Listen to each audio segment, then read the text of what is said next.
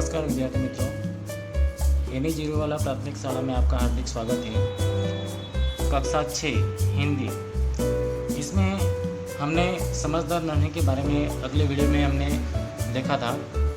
वो एक कहानी है और ये उनका दूसरा भाग है। पहले उनके बारे में समझाया था, मैंने आपको एक वीडियो भी भेजा था, तो आपने ध्यान से देखा होगा। तो मैं इस वीडियो में हम आपको लिखना क्या क्या है वो मैं आपको बताऊंगा। पहले तो ये समझदार नन्ही है, इसका सारांश भी हमने अगले वीडियो में देख लिया था।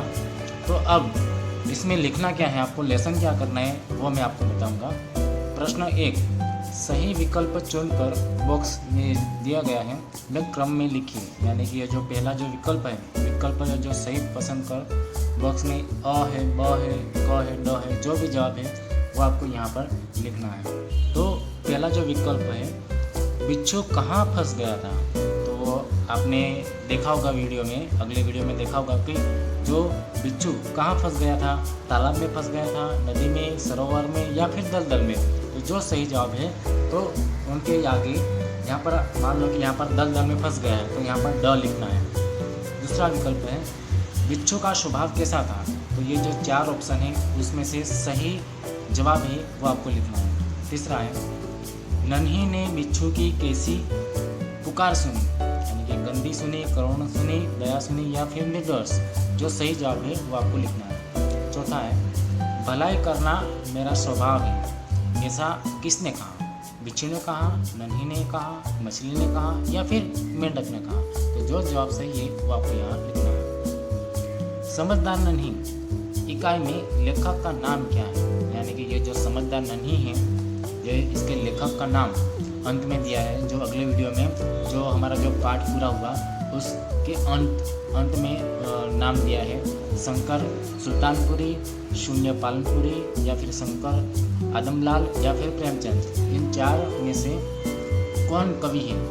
ये जो पाठ है इसमें कौन से कवि है वो आपको यहाँ पर लिखना है आपको। अगर आपको समझ में नहीं आए तो अगला जो मैंने वीडियो भेजा था वो आप फिर से ध्यान से देख लेना, तो उनका आंसर आपको मिल जाएगा।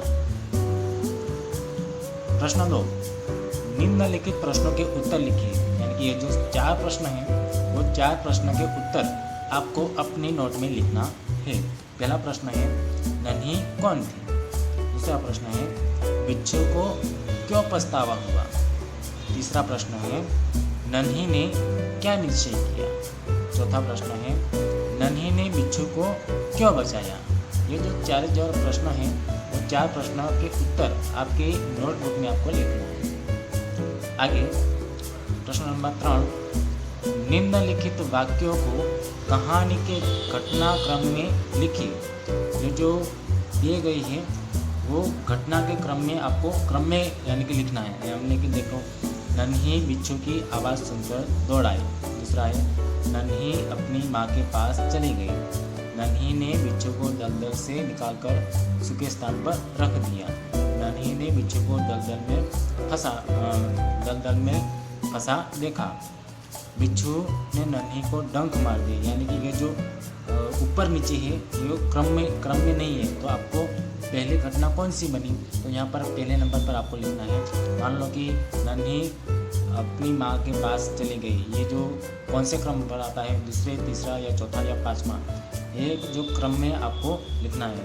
अगर आपने अगला जो वीडियो ध्यान से देखा होगा तो आपको पता चल जाएगा कि पहली घटना कौन सी हुई। तो ये जो 5 जो वाक्य हैं, जो 5 ये जो क्रम में आपको लिखना है। आगे प्रश्न 4, निम्नलिखित परिच्छेद पढ़कर प्रश्नों के उत्तर लिखिए। यानी कि ये जो पैराग्राफ है वो आपको ध्यान से पहले पढ़ना है और उसके बाद 4 प्रश्न दिए गए हैं। तो वो 4 प्रश्न इस पैराग्राफ में से ही आपको उनका जवाब मिल जाएगा। तो यहाँ पर पहला प्रश्न है, दरारें सूख जाने पर कीचड़ कैसा दिखता है।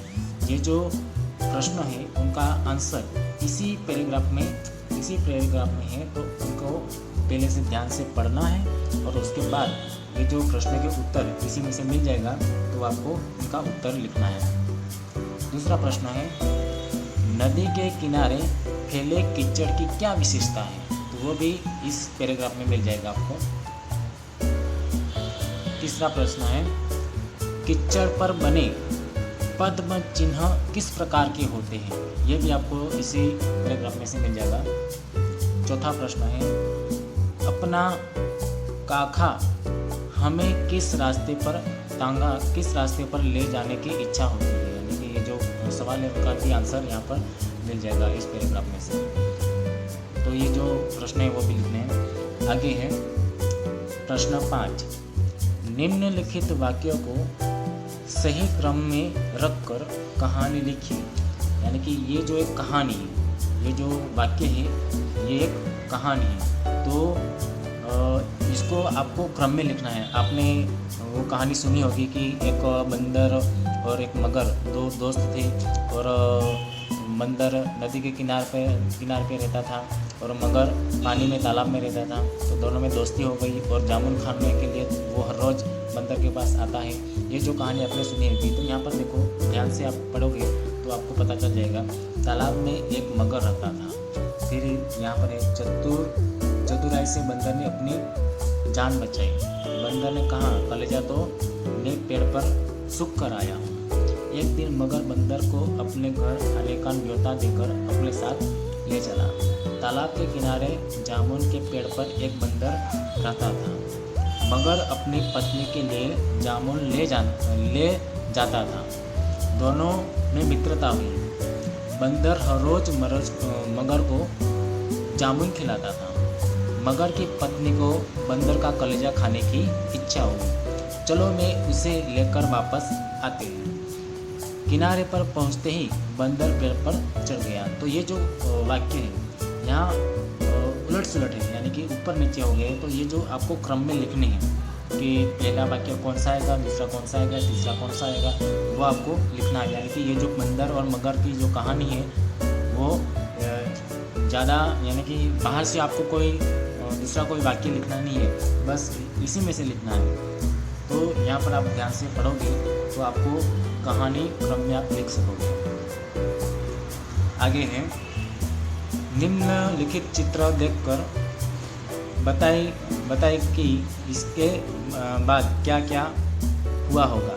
यानी कि यहाँ पर आप देख सकते हो, यहाँ पर ये चित्र में क्या क्या हुआ है। यहाँ पर 108 है और 2 कार है, उनका एक्सीडेंट हो गया है। तो उसके बाद क्या क्या हुआ होगा वो आपको 6-7 वाक्यों में लिखना है आपको। तो ध्यान से आप इस चित्र को देखिए और इसके बाद क्या क्या हुआ होगा, कितने लोग हो गए, कितने लोग मर गए होंगे और किस किस की चीज़ की एक्सीडेंट हुई, और उसके बाद कौन सी एम्बुलेंस आई और ये लोग ले जा रहे हैं, ये सब आपको लिखना है। तो पहले हमने दयालु शिकारी में देखा कि चित्र के आधार पर एक कहानी लिखनी है, वो आपने पहले देखा होगा और आपको समझ भी आया होगा। तो ये जो चित्र है वे चित्र भी ऐसा ही है कि ये चित्र को देखकर उसके बाद क्या क्या हुआ होगा उसके बाद में आपको लिखना है। तो ये जो सारे जो प्रश्न हैं, प्रश्न 1 2 3 4 5 6 प्रश्न अपने नोटबुक में लिखना है। जो आपने हिंदी की नोट बनाई है इसमें लिखना है। तो यहाँ पर अगर आपको कोई समझ में नहीं आया होगा तो मैं आपको PDF फाइल मैं आपको ग्रुप में भेज देता हूँ, तो आप PDF फाइल देख लेना।